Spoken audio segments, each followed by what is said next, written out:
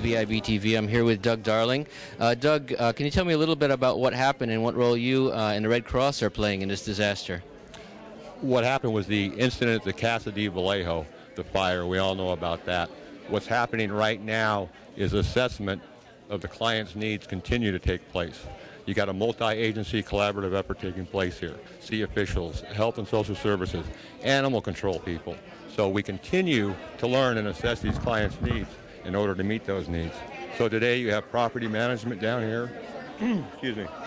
You have property management down here, allowing these clients to ask their questions and concerns about the long-term, short-term housing situation. Health and social services is here assessing different types of needs. The American Red Cross is here continuing to provide emergency financial aid. Doug, is there any long-term plan for these folks to get them situated at this point? Logan Property Management is taking the lead on the long-term plan. Correct. And they're the owners of Casa de Vallejo? They're the property management of Casa de Vallejo. So yes, long-term is a priority. And where are these seniors staying right now, and what kind of facilities do they have for them? Most of them are in hotels. Some are here at the Florence Douglas Senior Center. At this time, I believe we're trying to localize all the clients into Vallejo hotels. Some right now are in Fairfield, Vacaville, and Vallejo. So I believe the plan is by today to get all the clients in Vallejo hotels. Some are in special need facilities because they're not able to be independent. So. Okay, and is there anything that people out in the public, Vallejo citizens, can do to help out? That's a difficult question, Mark. This is a unique situation.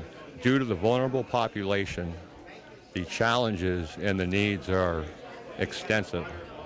I would like to give you as far as volunteers offering help, I would like to refer you to an American Red Cross hotline. We certainly wouldn't want to turn away any volunteers at any time. That's part of what makes the ongoing effort here. Has so everyone that's still here seen the Red Cross? Have you gotten your credit card?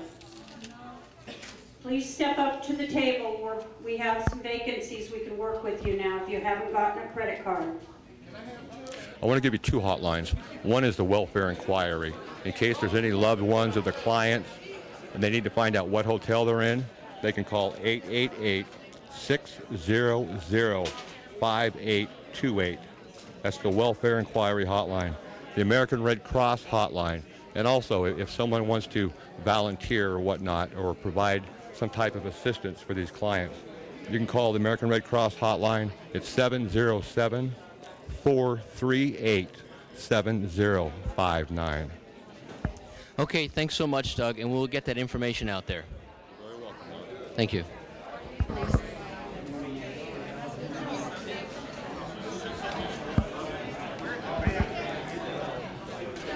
Here with Joseph Robinson, who is the Housing and Care Coordinator for Solano County.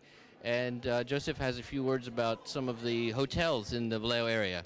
So close. I'm actually the Care and Shelter Coordinator for the county. So we have a shortage of vacancies of hotel rooms that are available in Vallejo. They are available Tuesday through Thursday, but not over the weekends.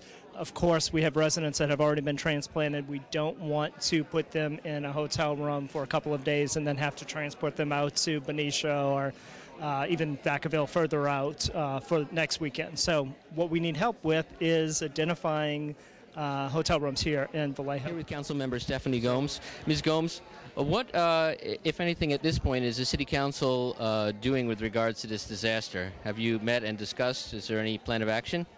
Well, tomorrow night's meeting, I expect to talk about it for sure. I know individually we've been coming down and seeing what's been going on, and that's why I came down here on my lunch hour today to try and figure out what's been happening, what's going to happen temporarily to help the people from the Casa de, and then what we're going to do for the longer term.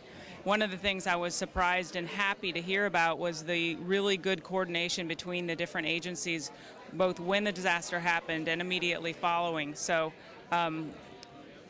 it worked temporarily. The disaster preparedness plan that we have in place worked, but I think what we need to do is also take this as a learning lesson. What are we going to do in the future when a bigger disaster hits, and kind of take this as a wake-up call? Do you feel like, in spite of everything working, that there really wasn't a specific contingency plan and that people were caught off guard by the situation? Well, in speaking with the Solano County and their disaster folks, they were really happy with how the process that is in place worked and how well everyone worked together. There's obviously things that need to be looked at and fixed and things we can do in the future. I think what it'll take is get us through this temporary crisis, get these people into good housing and they're safe and have access to the food and health care. And then we need to sit down as a community and look at what happened, lessons learned, and then what are we going to do to the future. Thank you very much. I look forward to talking with you again after Tuesday's council meeting.